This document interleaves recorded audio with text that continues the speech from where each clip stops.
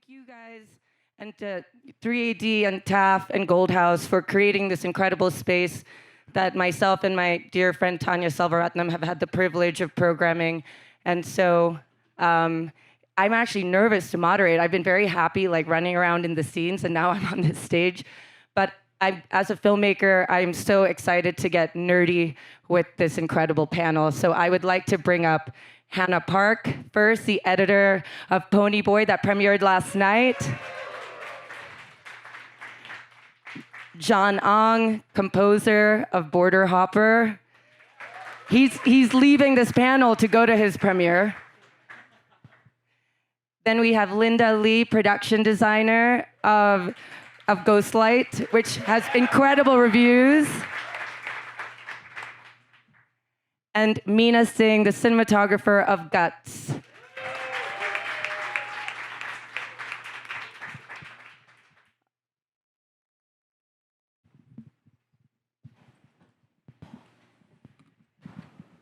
I'm going to start with Linda. Hello. Linda is an architect, and Ghostlight is her first film that she has production designed.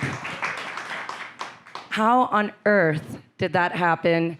And we don't know if we should feel sorry for you about what you're going to be doing next. Have you been bitten by the bug?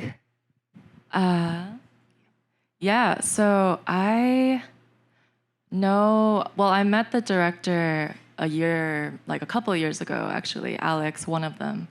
So Ghostlight is co-directed by Alex Thompson and Kelly O'Sullivan. And so Alex and I became good friends. We were kind of realizing we shared sensibilities and whatnot. So I went from my last day being August 25th on my architecture role, and then went straight, and that was like the first day of prep for Ghostlight. And I don't think he realized that I had quit my job when he asked me to work on it. So it was extremely serendipitous, and so I couldn't really say no. Are you regretting quitting your job, or? That, there's times for everything, right? And so I was ready. I was ready for a transition at the time. I just didn't know it was gonna be into film. Yeah, but it's been interesting how similar my role in the architecture world was to this one. It's all just spatial design, translating intent into visuals and physical space. And so, yeah. You've raised the bar pretty high for any architects who want to become production designers to have a movie at Sundance and to incredible reviews. So this is taking it back to, Hanna, we'll start with you, and then we'll continue the question to Jon and Meena. At what point did you realize what you were doing was becoming a career? And at what point did your disappointed parents get over it? I feel like I have weird parents in that they completely supported my decision when I decided to do film. I feel like their proximity to Hollywood was kind of helpful in that. They're like, oh yeah, like people have jobs in Hollywood. They do film. But I think when my first short that I edited got into South by Southwest in 2018, I think, that was when it kind of felt real, and that like, oh yeah, like we can do this. Like, and then that kind of started getting traction, and that was Shiva Baby. And so that was like our first feature that most of us had worked on. And like when that kind of came out to rave reviews, like that was like really when I was like, oh yeah, like this can be an actual viable career path. Yeah. And then you edited Bottoms. What an incredible movie. So, thank you. Jon, over to you. Yeah, I think, is this working? Hi. I think for me, when I went to Berklee College of Music, I think for them that was the moment where they're like, okay, this is a thing, we're gonna support you in it. And I just remember them being there at graduation, just being so proud of me and everything. And then fast forward, many years later, I think one of the first movies that I had a big credit on, or like at least like something that was in the credits at the end was Paddington. This was like many years ago. But I think I remember that moment distinctly being a transformative one for the whole family because it was a movie they loved, they knew it, and then And that was a lot of people saw that film. yes, absolutely. So thankful for that one. Yeah. But were you on Paddington 2? What's not? No.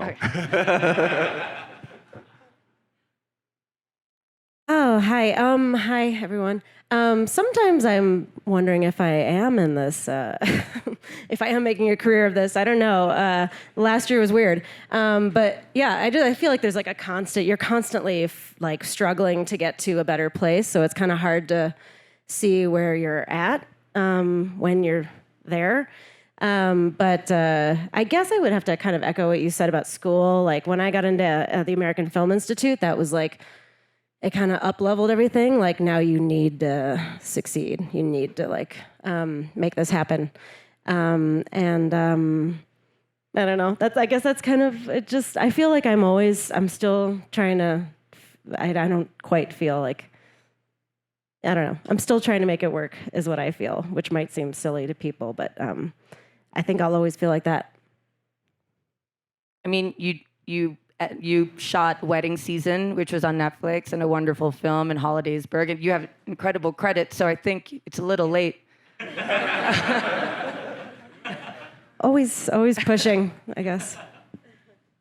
So I'm going to actually, for those of you who aren't necessarily familiar with their incredible films that are at Sundance, which is no small feat, I would like to quickly give you some context for what the films are.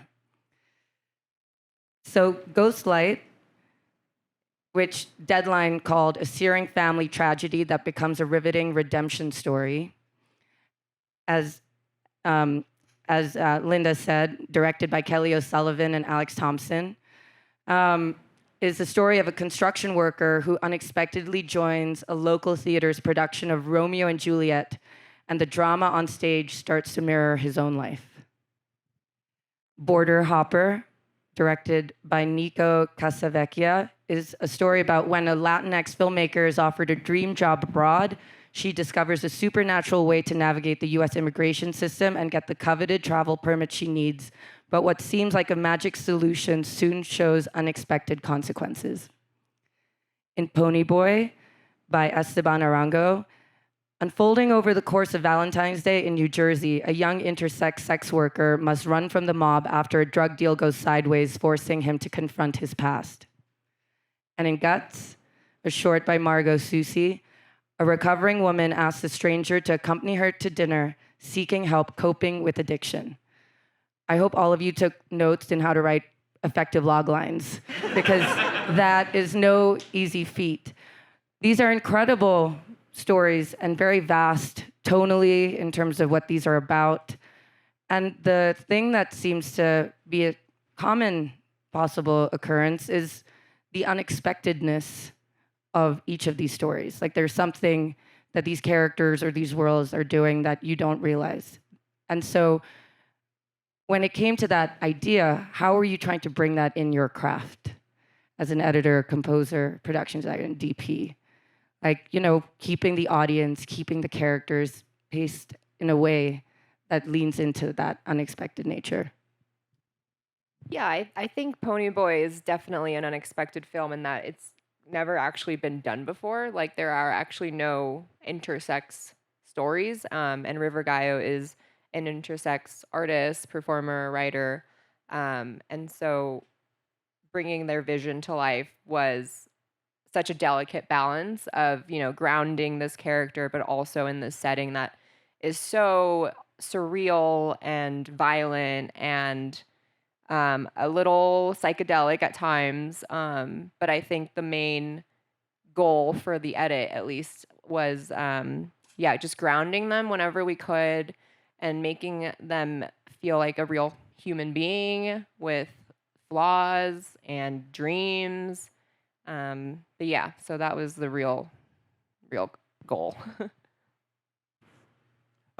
So for Border Hopper, it's a story about immigration. It's also a horror film. And so the immigration part was actually very personal to me. I'm originally from Singapore, and so I've been through a lot of what the main character in the film goes through. And the part of it that becomes horror, without spoiling all of it, is when she goes into this kind of self-doubt in her head.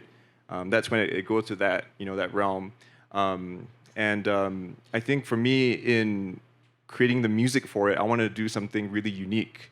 And so what I did was I took the sound of a cello being struck by a drumstick, which gives a tone, but also gives a very percussive aspect to it. And then I sampled that and I created like pulses, I created like sound textures from it, and I processed it to sound almost electronic. And in doing that, I think I conveyed the repetitiveness of the immigration process. You're always on the phone with someone, like trying to talk to someone. And so that became the underscore for all of it. And so if you watch the film, which is actually premiering right after this panel, you'll hear the music slowly creep in, as she slowly starts to be consumed by her thoughts, her doubts, and then it really like picks up from there and goes like a little crazy. And you can actually check out the score on Spotify. That's right. It's live on Spotify now, so Yep. we'd love if you guys could check it out. Yeah, You're like, what does a cello striking or drum striking your cello sound like? you'll have to find out. Yeah, for me, really early on, like right after I read the script, I realized, we had a discussion, the directors and I, about what it would be conceptually, because we could really take it into a fantastical realm if I wanted to, with the contrasting worlds that Dan and his family are inhabiting. Or we could, which is what we decided, make the mundane highlight the beautiful that is in the mundane or everyday life, and kind of, build off of the warmth of that, because there is something, I guess we were trying to design a relatability there, because Dan and his family are not that unique. They are in that they're being told, like their stories being told here, but it's supposed to be like there's this one scene where Daisy, the child, tries to get her dad to go to therapy, and like, when have any of us not tried to get our fathers to go to therapy? And it's just like, no matter who you might be, that might be a relatable scene, and it's like, and so another thing I think that helped was I realized very quickly I had to create my own character write-ups of what I understood these people to be, because Kelly's also the screenwriter for the film, but she had like her little descriptions, but for me to understand like what these people would be holding close, what they would be wearing, what kind of worlds they'd be inhabiting, like what kind of objects are drawn to them, so that I could place them in the space, I had to understand who they were. And so kind of, it was, I feel like I was more in the minds of my characters, and that kind of revealed itself as the built physical stuff on the screen. So I think I answered the question there. I might have gotten a little bit lost, but hopefully the process is illuminating. Guts is a short film that's playing in Shorts Block 3 with a lot of other incredible films that are like from all around the world. And I noticed that all of them, they all kind of have a common thread, which is like that these stories, like what the people are going through is like what we're all going through, regardless of where we're from. So I thought that was really interesting. And I like that you're saying unexpected, because we're kind of like in this film, we're dropped into this like pretty odd gathering, these two people who don't really go together, and we're not sure why we're here. The film is all about an eating disorder. This woman is coping with her eating disorder by way of knocking on her neighbor's door who she's never met before, and just asking her if she could eat a sandwich with her. So that's like the whole movie is just like their conversation sitting at a table trying to get this sandwich down. The film is it's written by Jan Rosenberg, who's a playwright. It's very restrained, and so that was how I wanted to approach the look of it, like really restrained, and choosing like what are those moments that we shift, from the very simple shots that we're in. It feels like there's a shift in the dialogue, and that's when it's like literally moving the camera like 3 inches closer to the eye line, what that does to the conversation and our connection with the people.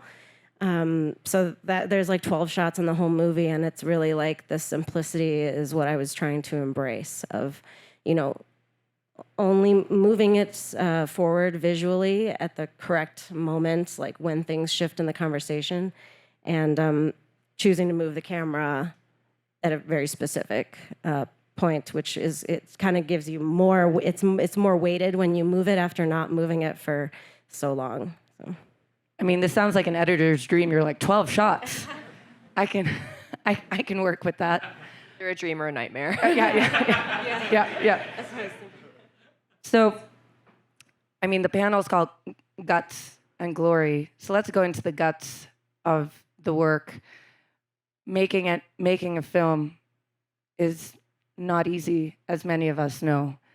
Was there a moment in the production or prep or, you know, I know a lot, you know, you're in the post side of things, but can get involved pretty early as well, where you really were finding yourself quite challenged?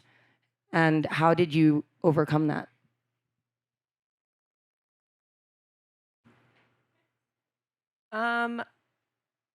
Challenges. You know, I feel like there are always a set of challenges with every movie and editing. It's a lot of problem solving, things that, you know, are on the script and don't turn out to be the way that the director or writers intended shooting. And so we kind of have to like work around that. And I feel like the director Esteban had the goal of, you know, making this a very grounded feature. River, the writer, really liked to kind of lean into the campiness. So this movie very much is like campy with like tones of seriousness in it. And so it was really like trying to toe the line between combining their two visions together, because that was kind of their, I think from the get-go, like what they were kind of butting heads on, if anything, is just like the tone of it all. So we pulled back some parts, leaned in on others. I think one of the main challenges we faced after a few test screenings was our view of Ponyboi as a person, as a character, as a friend. So we had to kind of reconfigure the beginning of it because we wanted to establish his history with his best friend, who he's like having sex with her baby daddy. So like we needed to like establish like, okay, like he's coming from a place of like trauma and a background of, you know, abuse and neglect. And so it kind of helped us stay emotionally connected with him and stay sympathetic, because you never want to like be against your main character. So like I think that was like a big challenge for us. I just want to ask you one more question. When you were starting the edit, what scene did you start with and why? I mean, I always start with whatever dailies they give me because I'm editing during production. So like whatever they give me, I'm editing straight away. So, you know, by the middle of shooting, I have scene 12, scene 35, like, and I just piece it all together as they come in. So I actually don't really remember what I edited first. I mean, do you go on set at all? Or? No, I never go on set. I don't like to. I like to hear the stories later. Yeah, it's like fun for me to like hear like the hot goss from set. But yeah, because usually, you know, directors come to me at the end of shooting and, you know, they're a little traumatized. They have like this baggage from set. And they're like, oh, this scene, like I hated shooting it. It was awful. Like everything went wrong. And I'm like, I don't know what you're talking about, because this looks all like really good. Like, and so it's a good like fresh perspective for editors to have and like not connect their work and what they're seeing with what they might have seen behind camera or like on set, you know. John, any challenges that you had with Border Hopper or you know, Accidental Getaway Driver, which premiered at Sundance last year and won Best Director? In your, I mean, whether it's this project or another, we can get into the guts of the work. Yeah, I think, you know, with different projects, there are always different challenges. I think with Accidental Getaway Driver, I don't know if any of you guys saw it, but I was brought in pretty late on that project. I think I had about a month and a half, 2 months to score it, which for a feature-length film is no time at all. So that was that was the main challenge of that project, to be honest. I think for Border Hopper this year, I was brought on. So Nico and I, we've been friends for many years now, and we've been wanting to work together. So it was actually at Sundance last year that we were walking down Main Street, and he was like, wouldn't it be cool if we did something together? I was like, yeah, man, of course, you always say yes to a director, right?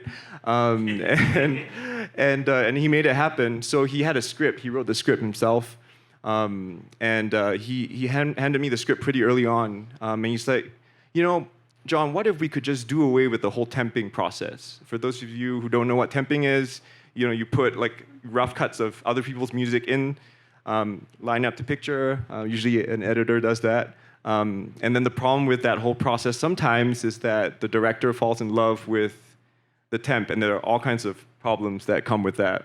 So, we wanted to... Hannah's like, yep. Happens all the time. Yeah. So, as people who work in post, we're always thinking of ways to, how can we, make it better? How can we change it so that, maybe things could be smoother down the line, And so Nico, wanted to take a risk in a way and say, like, what if you wrote music to the script, or like just away from picture, So I wrote this, I think, 4-minute long suite. It's on the soundtrack album. It's actually the first track that you'll hear if you listen to it. And I was pleased with it. I read the script and everything. I was like, okay, I think this is the right amount of, tension and release, frustration as well in the music that I want to convey while sounding modern. But then, once he had shot it, he came back to me. He was like, John, it sounds interesting and it's great and everything, but it's not quite horror, Like, I want it to be a horror film. And I was like, oh, have I read, the script wrongly? And I really think, like, it was my interpretation of the script that had caused that. And so I was like, okay, let's see what we can do to fix it. And so he sent me a bunch of references and everything, and then I went away. And this was, again, away from picture, so I still hadn't done anything to picture. Usually at this point, you're like, taking a scene and then you're playing it back to him. But so I went away and added more horror elements. I recorded violin and viola myself, just created a whole bunch of sinister textures. And then he was in love with it. And so that was kind of the answer to it. And so we had no temp. It was all just me from the start to finish. And I wish we could work that way more often, It's lovely. Wait, you just kind of casually dropped, I did the violin and the viola myself. So how many instruments do you play? I'd say I play about 7 or 8 instruments. Which ones? Okay. Well, my first instrument is guitar. It's what got me into school and everything. But yeah, I play piano, drums, bass, flute, clarinet, violin. I think that's about 7 or 8, I think. Harmonica, I think.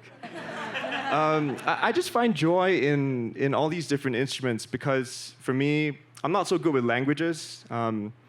And so my kind of redemption for that is learning different instruments. And I love the inspiration that gives me, because sometimes when you hit a roadblock with one thing, you need to find some other way through, And so sometimes picking up a different instrument helps you find that different sound or that different texture.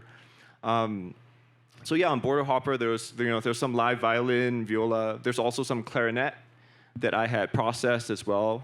If you watch the film, she picks up, so the whole film is premised around her picking up this like gobstopper looking thing that pops out of her phone. So when she picks up the gobstopper, the sound that I used on that is like a processed clarinet. So it sounds organic, but it's also somewhere in between that electronic world. I just found all those moments to be really interesting points of exploration musically. Yeah. Linda, let's go back into the guts question. On your first film, Ghostlight, what were the moments of, you were like, why did I quit my job? Or like, how did you suddenly end up, working with a whole crew and like, set dresser and scenics, and you're learning the language of, what the team looks like. Yeah, I think the first time this was the DP, they told me to 86 the hose that I had put in the thing, and I was like, 86? And the gaffer had to come over and be like, that means to strike it. You can go away, sorry. And I was like, I don't know terms like that, like 10-1, like all these walkie talky terms. So that kind of thing was, it took a bit to get used to, like the lingo and to move quickly in response to that. But the transition was pretty fluid because I was used to leading my own like consultant team, like engineering consultant teams, and then construction crews. And so it kind of translated over. It just happened to be different times. A little louder. Okay. I'm feeling a bit of the altitude today, so I'm feeling a little faint, but not terrible. I'll try to be louder. But I think the most difficult part for me was the detail and understanding where I could stop versus where I wanted to stop, and then where I should stop. And so the Hero House, a lot of our locations were supposed to be turnkey, and they kind of, more or less they were. But the Hero House that we ended up going with was this older couple's home. Their children had already moved out decades ago, and they had a very strong seaside theme going through the whole thing. So every single picture frame, like all the knickknacks and the glass and everything was of the seaside and sailing and all that stuff. And so I ended up switching out everything, at least in terms of the artwork, and then dressing it as if there used to be children who lived there, redressing the entire like teenager's room. And I think it turned out great, but also this family that we worked, the family in the movie, they're a family in real life. And so that provided a really unique opportunity where I could ask them for their family photos. So I ended up putting in a lot of their family photos in the home. But so that was a pre-dress. I fought for a pre-dress of this home because we were gonna be there for around 4 or 5 days anyway. But when frame went up, I looked at the frame and I was like, what the heck? You can't see anything. I was like, why did I do all of that work? I mean, and it still felt rewarding though, because the actors would come up and be like, how did you know that Tara, the mother, came up? And I guess I had put her wedding photo next to the bed, and I didn't realize because it was not a conventional white gown tuxedo photo. And she was like, yeah, I've been looking at it between takes. It's been helping. And yeah, Dan's car, I feel a little bad, but I made it a mess. And you can't really see it in the frame, but he's surrounded by receipts and old coffee cups and contractor binders, and he'll just flip through. It kind of allowed, there's a scene that made me really glad is when Catherine is in the car with him, and she just starts tinkering with all the props all the dressings, I think that's the formal term, that's in there. And so they became props for her to use and work with, and it becomes a really endearing scene because you can see the intimacy between them conveyed through this object thing. But yeah, I don't know if I know the balance between the detail. I mean, I just have a lot of respect for all the work you guys do. But production designers in particular, the kind of physicality that is involved with production design, I don't think a lot of people understand how much work you do prior, some of the earliest people to arrive on a set, last to leave, breaking things down, getting ready for the next day. But yeah, and Steve Ewan was in conversation with Daniel Day Kim here yesterday, and he said that the world building that the production design, creates, even if you're not going to see it on the frame, does so much for an actor. And he specifically said that, in the distance, you may have a pair of marriage ducks. Yeah. He said ducks, and even though the camera's not going to see it, for the actor, that specificity and that work does a lot. And I know that sometimes film, especially independent film, the issue you have, is time, because your budget doesn't allow for that. And I think all of you guys kind of navigate how to compromise certain things. But somehow you still made all of those sets happen, in full capacity. And I did have help. So Anne Kotecki was a great set dresser. I could not have done a lot of the work without her. She ended up coming on a little bit later, but I'm very glad she did because, yeah, I couldn't carry all of that in one day. Meena, what about the guts in your guts? Okay, I will, but I will also say, Linda, I'm so, like, when the details are there, it's so good for the camera. It's so good. Even if it's deep in the background, but it, like, you know that you can go anywhere you need to go because it's all there. So I think I applaud you for getting the details in there. Guts was a weird one. It was, like, the easiest shoot I've ever done, and I don't... want to sound annoying because every other film I've been on has been extremely challenging, but this one was like so easy. It was just a really nice script, and a really good group of people got together who like had been wanting to make something, and the strike had just started, and they were like, let's make something, otherwise we're going to go crazy. And I think it's because like the material was like so simple and effective in its storytelling, that it was quite a breeze, honestly. And I think Margot as the director really was very positive and just kind of expected greatness out of everyone, and I think that's what she got. And fought to get Kate Burton to play opposite Angela Giartana, who's an incredible young actress, and they just brought it also. And the material, it's just so heavy, but like every time Margot would cut, like everyone was like making jokes and like shooting the shit. We shot it in like Angela's tiny apartment, and like Kate kind of had like a tiny, like her roommate's bedroom to hang out in. It was everyone like really going back to basics, and but it was really fun, and I can't say that there was any challenges. Which is like annoying. Let's specifically talk about wedding season. There were challenges there, yeah. And you know, you're shooting that during COVID. During COVID, okay, let's talk about that. So we made a wedding movie where we had to film. We had 18 set pieces, 18 weddings to film, during COVID, where you can't have food.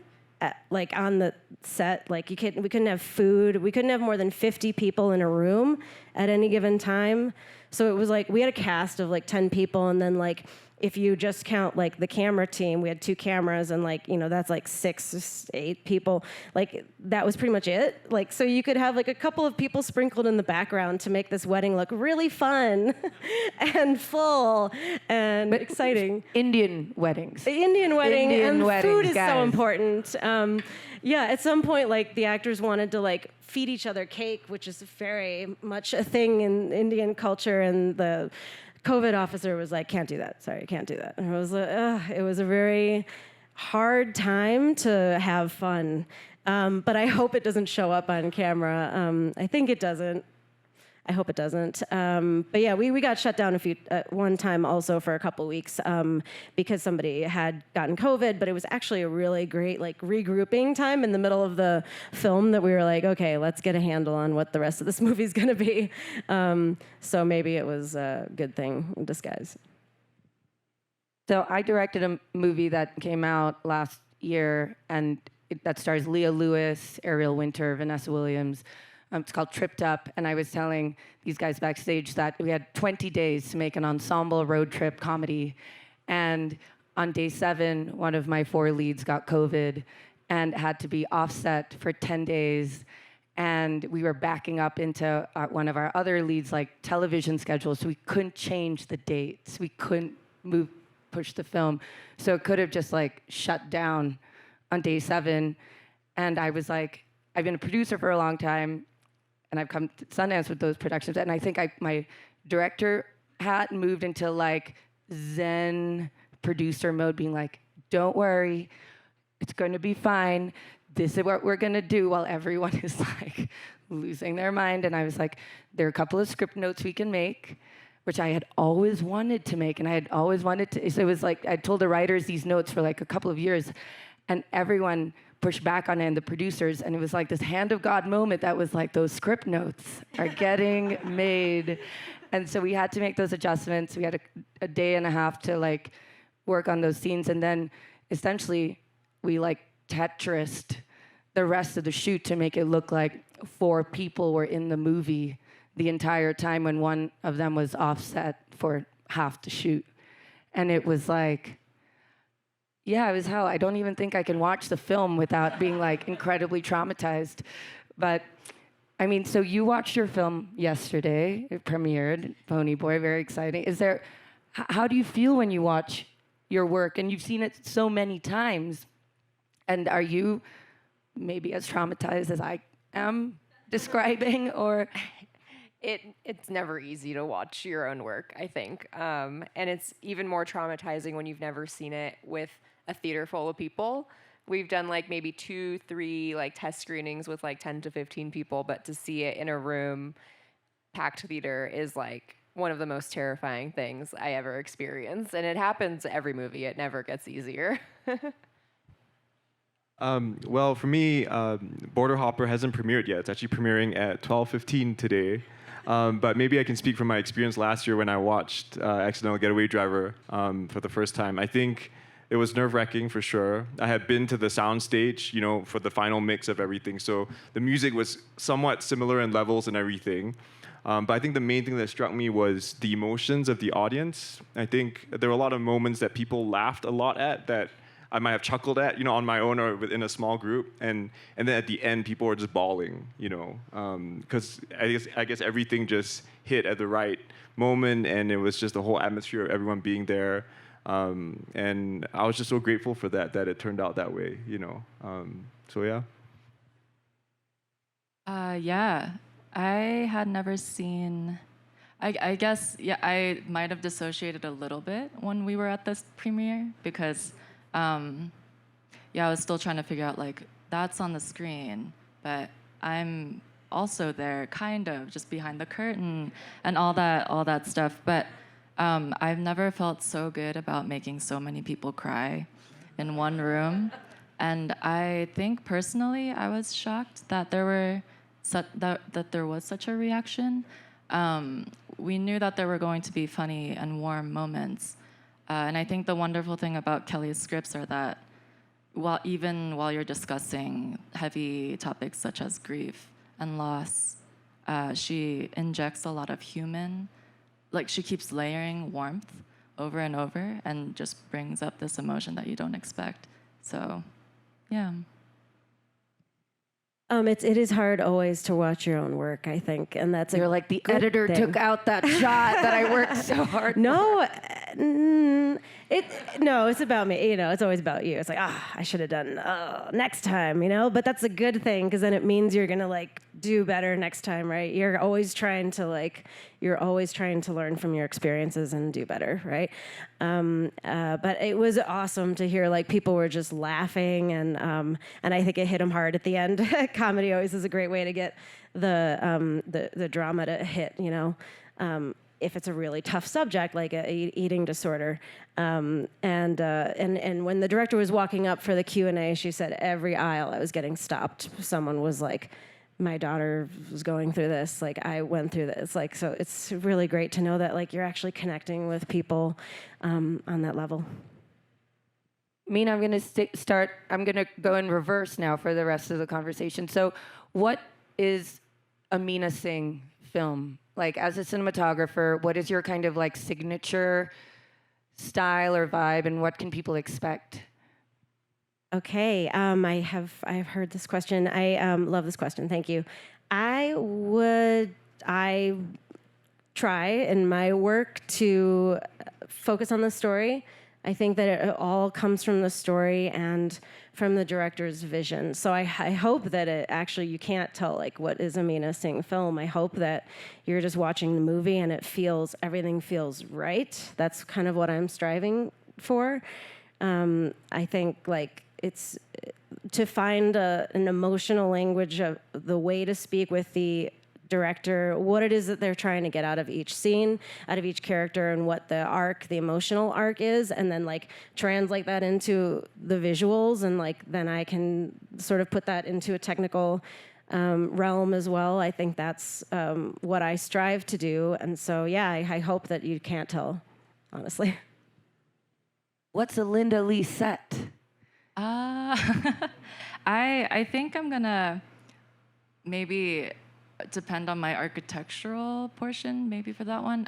So the way that I think my stance when it comes to architectural design is that I'm just a mediator between space and a person or a group. And so my job would be to know how to engage someone who, like, I think everyone in this room has opinions about what their preferences are in space, because as soon as you're born, you're just experiencing the built environment. It's just about me, my job being, how do I facilitate that conversation between, like, yeah, just manifesting, crafting that world that you're seeing. And so that kind of translated over to Kelly and Alex's script, which was, yeah, I think that would be my answer is, ideally I disappear, like my work disappears because you're not noticing that there's anything designed about it. It should feel like, at least for this movie, maybe like it should feel like the people in it were the ones designing everything that you see, making their own spaces, homes, rehearsal spaces, and whatnot.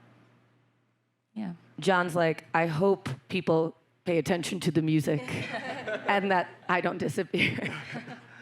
Well, I think it kind of goes both ways, right? I think music has to serve the project as well. But, you know, for me, I think it's uniqueness. I think I come back to that. I think with every director that I work with, I want them to feel like they're getting something unique, something special for their project that's not just, you know, a string pad or something that's been done before, but how can I take it and spice it up a little bit, you know? So for like Border Hopper, I talked about the cello drumstick thing.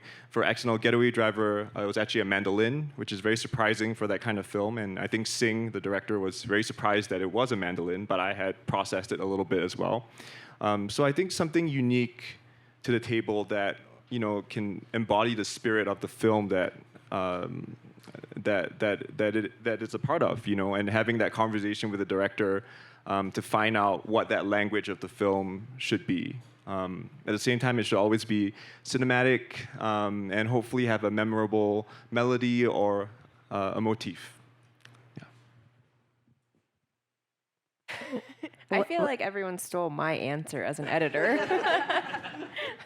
I feel like an editor especially kind of blends into the background. Like we're our job is to help amplify and tell the story that the director and the writer, producers want. There is no like style that editors can just inject into any movie. Like we're editing to, just for the success of the film. Whatever it calls for, you know, whether that's like slow shots, holding on people's reactions, or bombastic action sequences, like it's whatever the script and story call for, really. But I would say that, you know, you, Hannah, as an editor, you have this, you know, your breadth of work shows this incredible ability to kind of work across or create a new type of genre.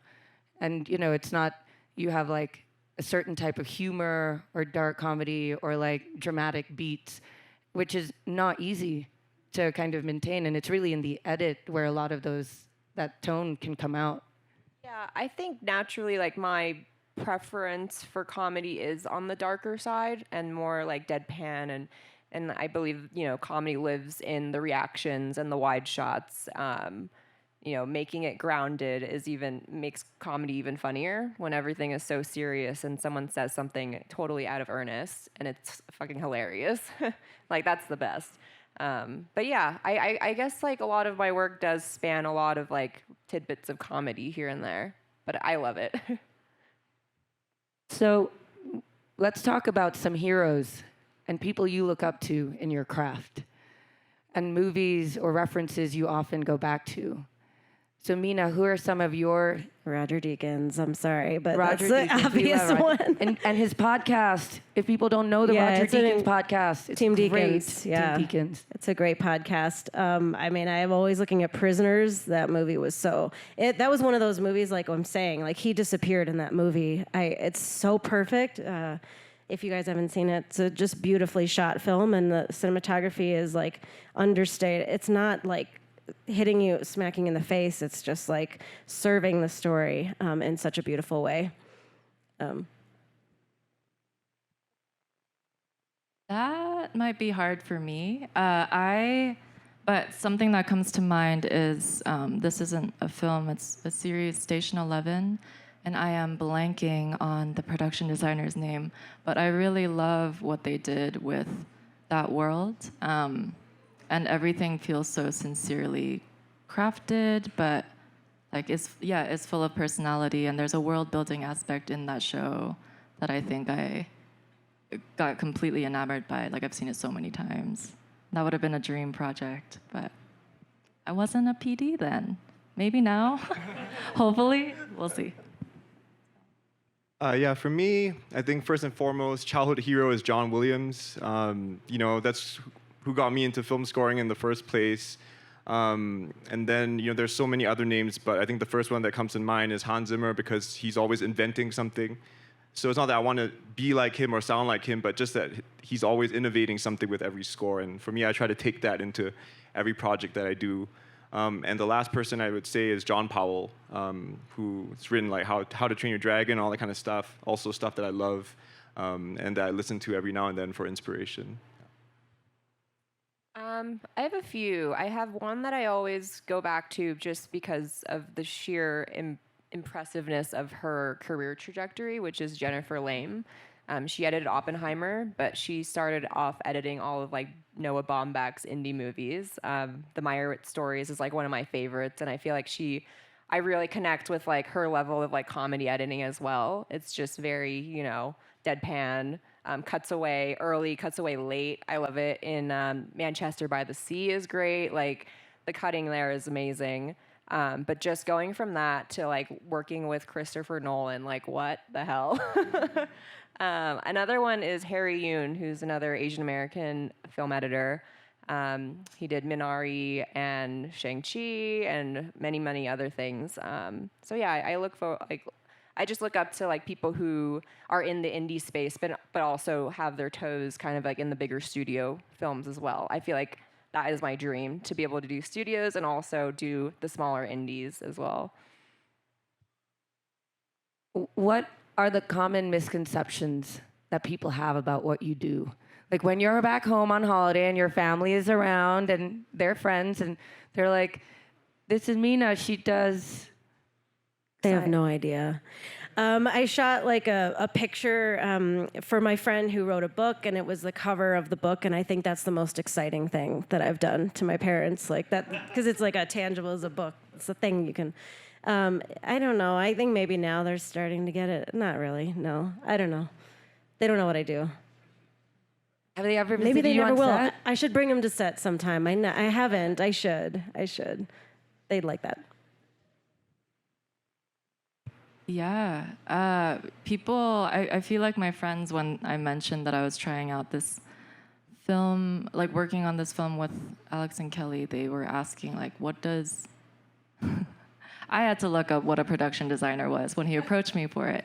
And so I guess right now what I understand it to be, that's an umbrella definition, is like anything that's on the screen that's not the actor, maybe is something that I can affect. But... yeah, I don't know. I had a call with my parents right before I came here. They are not really taking this film work well, but they're excited. They're excited, but they're like, like architecture is right there. Like you were just there. Like what happened? So I'm not sure how to take that into account right now.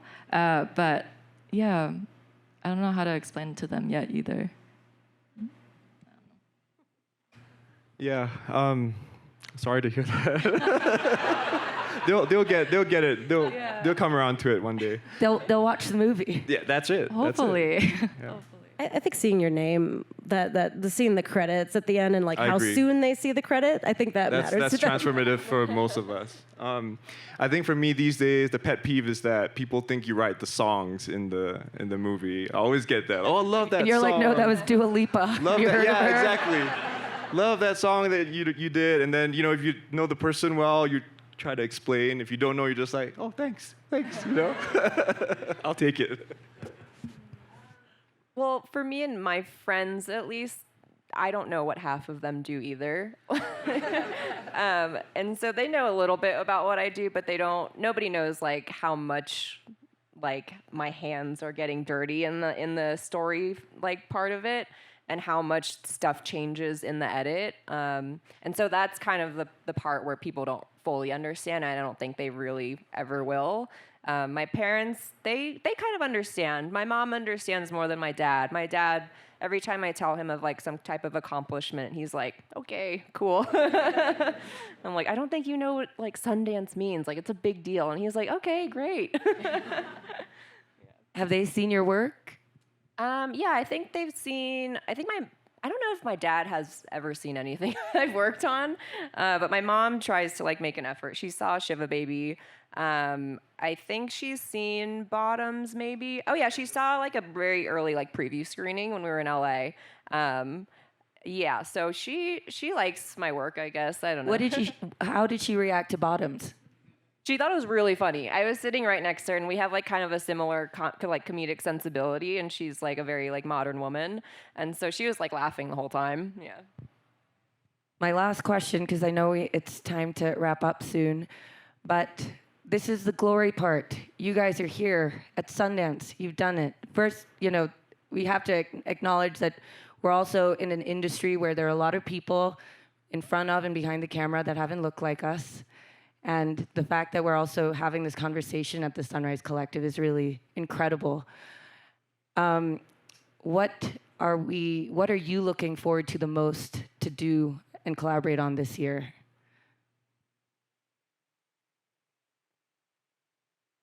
Anyone can talk in any order for this one.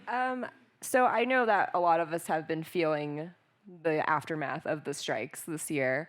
I'm just looking forward to reading more scripts, taking more meetings, working with wonderful directors who have had their projects put off for so long. So I'm really just looking forward to working again. We're going in order. No, it's okay.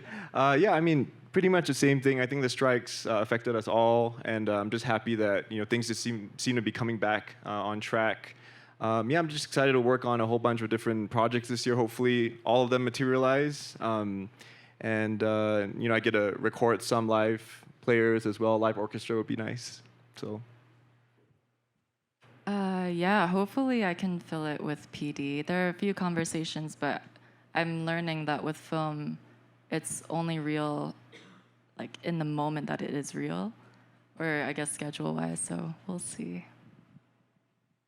I'm gonna tie in a few of your questions actually, because I just remembered there was this one time that I took my parents to a film festival to see One Cambodian Family Please for My Pleasure, which is a movie that was at Sundance in 2019. It's a short film, and it's about an immigrant parent who just is raising her children, American children, in Fargo in the 80s, and she's kind of realizing that they're not going to understand, they're not going to speak the same language as her. And anyway, I looked over at my dad, who was sitting next to me, and he was crying.